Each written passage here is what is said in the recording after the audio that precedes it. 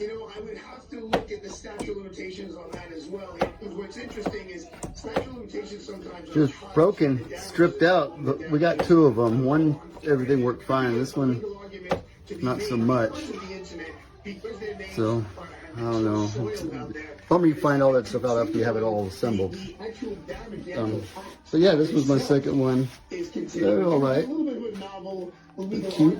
Little 1-year-old, will be fine. I don't think it's really though about getting money or anything back.